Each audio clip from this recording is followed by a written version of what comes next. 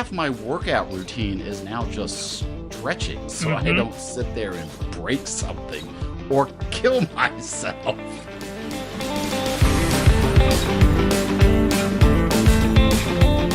Hey, everybody, I'm Mike. I'm Andrew. We're the Midlife Guys. So, before we get started, we wanted to kind of introduce ourselves.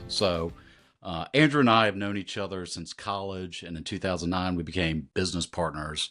And earlier this year, we were talking with some friends about issues impacting what it's like for guys, you know, around our age.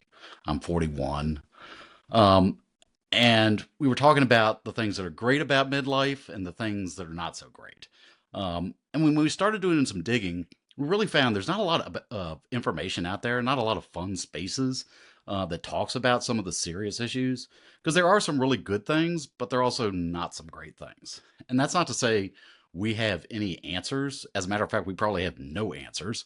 But at least we're creating a space, or we hope to create a space with this podcast in which we can talk about those things. So that's what we're here for. That's what we're here to talk about. And with that, kind of want to jump in to talk about our first topic. Kind of talk about milestones, and everybody, especially midlife guys right now, the big milestone is back to school season. So, Andrew, you just sent your two kids back to school. How's that? How's that treating you? Two kids back to school. Yeah, it's good for them to be back to school. I'm craving the routine and the schedule, and that's really nice to not have them in the house all the time.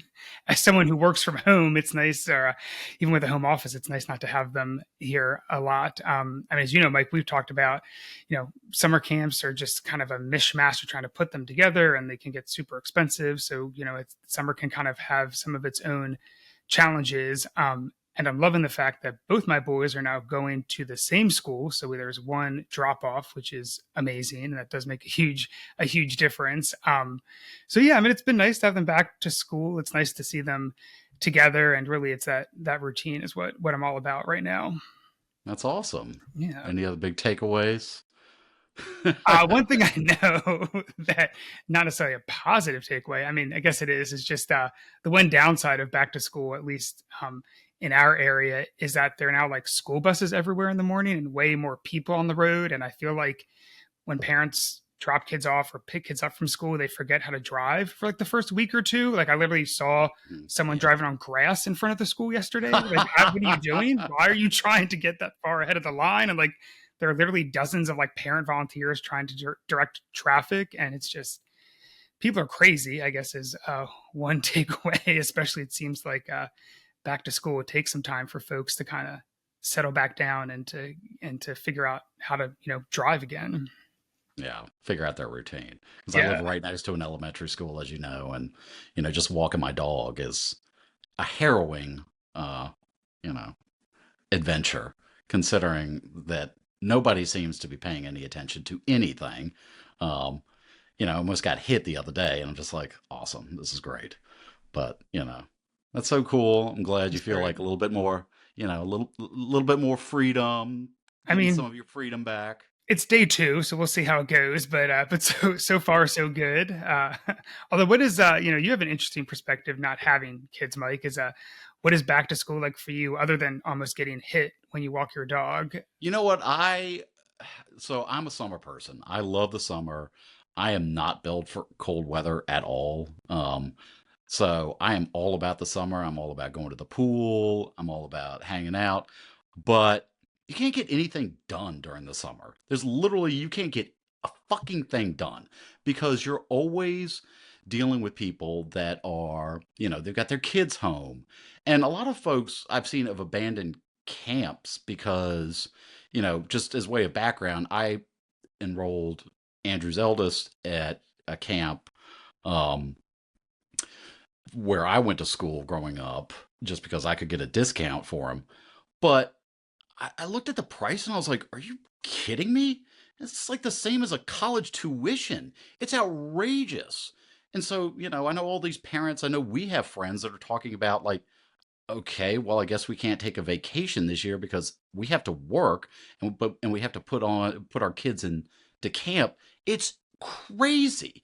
I mean, what people are charging right now for camp, the thing that high schoolers or middle schoolers, are camp counselors at. So I don't know. It just seems like a huge scam to me. But I am enjoying, kids are back. I can go to the pool before it closes for the season. I'm really psyched about that. And, the fact of the matter is, like, also, like, during the summer, everybody brings their kids to breweries. Don't bring your kids to breweries. I don't want your kids at a brewery. It's awful. They're taking up space. They're running around like crazy. It's a brewery. So not having kids running around breweries right now is, pretty amazing. And with that, I want to sit there and cheers to that. So you have a beer. I should have known. Although, sorry about your bad luck, but I'm still bringing my kids to breweries sometimes. Don't you dare. 'Cause Don't you I dare. need an outlet for them to run Please do not around. bring your child. Please do not bring your children to the breweries. I actually saw an interesting story the other day about how some breweries are now, because for so long, especially like the past 10 years, like lots of families have been going to breweries and it was always a place that people would bring their kids. But some breweries, I think, because of people like you, thanks, Mike, are cutting back on kids or even like having adult hours or like no kids at all anymore, which I thought is kind of an interesting sort of turnaround from where they were even a couple of years ago. Yeah, I mean, Yeah. yes. So, I'm not going to name them because they don't sponsor us or anything, but I'm going to bring up the fact that there's a local brewery here. We both enjoy it. We're both, members of their like club, and they've got this great, spot outside of the city. It's tons of space, but the kids, they're running around like crazy. I also feel like a lot of that's on like the parents to just like keep an eye on your kids. I do think that's another summer thing that's kind of wild. Like you mentioned the pool earlier, but like the number of times where I see kids, like really young kids, up to even like, 10, 12, whatever, just like running around with no adult anywhere near them does like boggle my mind sometimes. I'm just like, where are your parents? Or are the parents like, can you at least like be an eye distance of your children? Like that is kind of wild when it's just like Lord of the Flies takes over certain places. So, I mean, that's an interesting point. I guess I'm kind of conflicted by that though, because and we've talked about this when you and I were growing up, like early '90s. I would like leave in the morning and on a summer day and like not come back home till like it was True. dinner Yeah. time. And so, you know, it's not like we're making trouble or anything. It was the '90s, but You could do whatever you um, wanted in the you 90s. could Like, do whatever you wanted to. But I mean, at the same time, I feel like kids nowadays do need a little bit more freedom, but they need, I guess, the foundation in which to behave better. I think that's Maybe probably that's what it it. Yeah, is. that's what I it don't is. I was just thinking about that as you were talking. I think that's what it is. And like, I don't know, not to sound judgmental, and raising kids is hard, but just like, don't raise crappy kids. I don't know. We're like, let's give them like Mhm. foundations for how to behave in public, how to be respectful, like how to follow the rules. Like, I feel like it's that basic stuff that maybe it's just some parents or some people of like our generation, I don't know, just like giving up on that or don't care or not teaching their kids that. But I do think you're right. There's something about like, it's obviously the adult's responsibility to like teach their child how to behave in a public setting. Yeah, I mean, it's all Yeah. about, it is the parents' responsibility or the grandparents' Or whomever, responsibility or right? whomever is Yeah, is involved. I mean, don't let your kids sit there and learn life lessons from YouTube or wherever the hell they're getting it from. But, you a know, very fair point. Yeah. I understand, people are busy. So I'll get off my high horse now. And then go to the pool after we're done with this, right? Absolutely. Or go to a brewery. I mean, it'll be quiet. I love that for me. just adults. I'm glad you love that for you. That's good. I do love that for me. So, talk about another milestone. Um, your youngest son has turned 5 today. Yeah. I'm sure he has reminded you every second since he woke up this morning. So, you feeling good about that? He's feeling great about it. I literally, as soon as he woke up, he walked downstairs and said, "Whose birthday is it?" And I was like, "I don't know." And then he had to tell me it was his birthday. as though I really didn't know. He also, I counted, asked 8 times when I was bringing him his Happy Meal, because at his school, on your birthday, your parent can bring you a special lunch, and he wanted a Happy Meal. That's all he's wanted for weeks. And so, literally, I counted 8 times this morning. When am I getting my Happy Meal? And then I get there, and his teacher was like, "We're so happy you're here. Alan's been asking all day what time it is and when it's lunchtime." And she's like, "Because you were coming." I was like, "Is it because I was coming, or because he knew I was going to have a Happy Meal with me?" Like, I know where Yes. I rank on the sort of scale of importance, and I feel like I'm probably under the Happy Meal. Hamburger and the chicken nuggets and the French fries are way, way, way above you. So much more important. I understand that. Hmm. But no, it's been nice. He's, I think, had a good day so far, and it's all about him. So what kid doesn't love it being all about them? Although it's kind of bittersweet a little bit too. Kind of goes back to school, because he's our youngest. I have 2 boys, not gonna have any more kids, and so, like, with the older one, when we did back to school and kind of milestone birthdays, like 1 or 5 or other big numbers, we sort of always knew there was another one coming up the line. So you kind of would get another chance to celebrate all those things. And now it's definitely hits a little differently, knowing that, like, we're not going to have a final first back to school day, or, this is going to be the last time we'll do like a fifth birthday celebration, which is good. They're growing up. They should go through those milestones and enjoy them. But it definitely, I was surprised at how it feels a little bit different this time around, knowing that we're not going to kind of experience that again. A little emotional. I guess so, yeah. Or just, as I said, kind of more bittersweet, sort of like, oh, it's the last time. Not enough that we're going to have another kid, but just like momentary enough to sort of try to savor the moment a little bit more. Give your wife a big hug for that. I'm Yeah, sure she's probably feeling the same way. I think she is too. Probably more so than me, because she is definitely the more emotional one of the two of us. I'm definitely more of the stoic. So You're going to get in trouble for saying that. I mean it in the best possible way. I really do. Yeah, well, to add some context too, I feel like, and we've talked about this a lot too, second boy or second child, period. Those second children, they are wild. They are wild. Everyone says like, you know, firstborn is such a breeze. It's so easy. I feel I've got this. I've got this. But your second one, and then your younger brother too.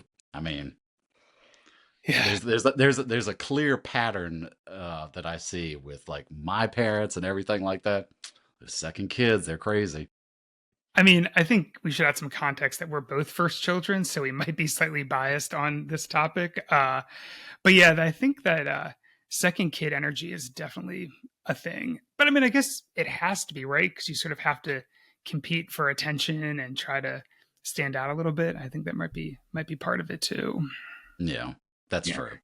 I mean, Overshadowed by the big brother yeah, or or just big like, sister. or big sister, right? Or you've got more competition for attention now, right? Because there are just physically more people around. Yeah. I mean, one way he tries to get attention is by, using toys that people get him for all sorts of fun things. It's like, Yeah. people get him birthday gifts that are, super appropriate for a 5-year-old. And Well, the nice thing about not having kids, the really cool thing is that I can be the fun uncle and I can get all the toys that the parents don't want the kids to have, and I don't care. I do not care. I'm so like I got Andrew's second son a Star Wars lightsaber. It's super cool. Is he going to hit somebody with it? Probably. already Is that has. my is that my problem? Not at all. Not at all. I'm super excited for him. He loves it. He feels like a Jedi Knight, and I am just loving that for him. I can do that. And it's not even the lightsaber, which literally anything becomes a sword or a weapon with boys. So it's not that; it's the noises are the best part about those, because it makes lots of sounds. So thank you for all the extra sounds. And on a less fun milestone, you have just completed physical therapy. For the first time. Your first physical therapy, Yeah, getting older because you're an sucks. old man now. Yes, as You're I an old was man. reminded throughout this process. Yeah, so it was 2 months ago, I messed up my left hip. I like to run, and so I probably wasn't stretching enough because I thought forever that stretching was unnecessary. It's not. It actually helps quite a bit. Um, or I would just push myself a little bit more than I used to because I don't want to admit that, as I'm getting older, I should probably be more cognizant of what I'm doing, kind of run wise and distance wise. So had to go get some work to help my hip not be in pain all the time, and it worked. It was a great experience. But it was fun every week for about 2.5 months. Went to physical therapy. Everyone else there was easily 70 and above. So I felt great. I was just like, well, at least I'm able to do some more things. And it was especially funny towards the end or my last day. I had to take all these tests to try to make sure that my hip had returned to its original strength and I could do all these like motions and movements that I needed to be finished with physical therapy. And so doing all these different stretches and tests and trying like resilience and all. And the trainer was telling me as they're timing how long I can like do certain types of like reverse lunges or squats or stand on your leg, all that type of stuff. And the trainer was like, "Oh, actually, now that you're 41, you only have to do this for 20 seconds. Good for you." I was like, "Oh, great. I mean, I guess I'm older now, so less for me to do, but also like you don't have to like be so excited about the fact that I'm now older." It's just those things where I feel like it hits you in the face where you're like, "Oh, yeah, I guess I'm in midlife now." That's fun. Yeah, I mean, so in looking back, I feel like when we used to do like old school PE classes, stretching involved like some like, you know, random coach would be like, just reach towards your toes. Just reach toward your toes. And I don't know about everybody's life experiences, but I know about a lot of people's, at least in my network. They feel like they never were told like how to stretch or what to Oh, stretch or how to sit there. And that shit catches up with you real quick. Like as soon as you hit 30, that starts hitting. I mean, 35, it gets even worse. I mean, I worked with a physical trainer for years until I was lifting one day and got a hernia, which was one of the most painful experiences in my life, and then had to get rushed to the hospital. And, all of this could have been prevented had I just done better stretching, but neither my trainer or just like my dumb self knew how to do like the proper stretching. And so, yeah, 4 months of pain and yeah. recovery from a surgery that was easily avoidable had, I just learned the lessons. Welcome to midlife, right? Is that like It really is. It really is. I mean, half my workout routine is now just stretching so I mm-hmm. don't sit there and break something or kill myself. Yep. And the best part was when I first did this physical therapy, like the PT therapist was like asking me about like what stretching do you do, and I was like, oh, this is kind of what I've done in the past, and he's like, no, that's all terrible and wrong. You shouldn't do that. I was like, oh, good to know. I guess we'll do this other stuff now. And again, it actually works. Like that's the craziest part. It's amazing how much different it feels after just a couple weeks. And I was just thinking to myself too, I'm like, why aren't we doing more of this? Or why are we still like when I hear about like my kids doing PE or friends that have older kids, like they're still doing the same old craziness. It's just kind of funny to me. I'm like, I feel like we know better, but we're not actually changing anything. It is crazy to me because I mean, the stretching should be like foundational to doing any sort of workout at all. I mean, I didn't know how to do a thing. I had to get an app. And so I get on my app every morning just to learn how to stretch because I don't know what to do. And clearly, I feel like they grab PE teachers like off the street. These guys don't know what they're doing, or, they're just random people. I think some people know what they're doing, I probably. don't think they do, man. That's not my experience. Oh It's man. just like random Joes that they're like, just throw the basketball or climb up this rope or, do a pull up. No, it's a little bit more complicated than that. Well, what just struck me is now in our first episode for who's ever listening, we've officially hit the midlife part because we're talking about stretching every morning and how it impacts our lives. So welcome to the club of being older and just realizing it. Yeah, I mean, it's miserable. I mean, there's No, some it's fine. good things It's about it, but fine. yeah, There are some good things. There are some good things. It's true. Yes. You know what, having these life experiences and things like that, it is fun. yeah. I feel like you know a little bit more about life and can kind of try to navigate a little bit better, or at least know what you don't know as much as when you were younger and thought you just had it all figured out. And I don't know, That's it true. like Yeah, I mean, and that's kind of what we want to do out of this podcast. Is like, exactly. talk about that type of thing.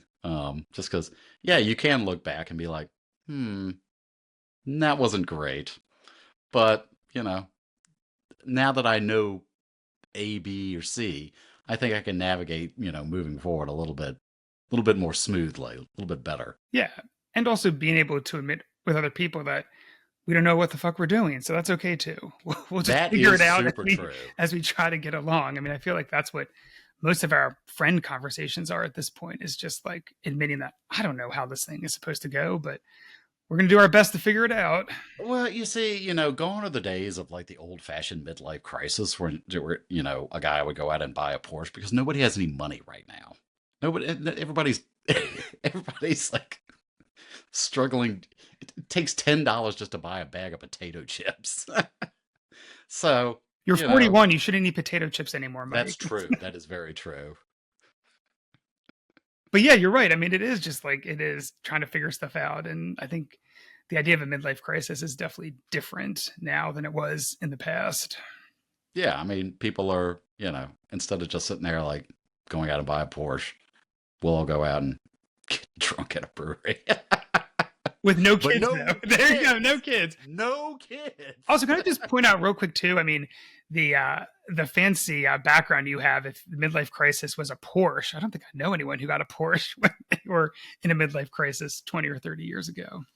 My parents had quite a few friends that Did did they that. really? Damn, okay. Absolutely. I knew sports cars, Absolutely. yes, but Porsches, like, man, you got to go hard for that midlife. I mean, not to crisis. get too dark, but it was either a Porsche or an affair.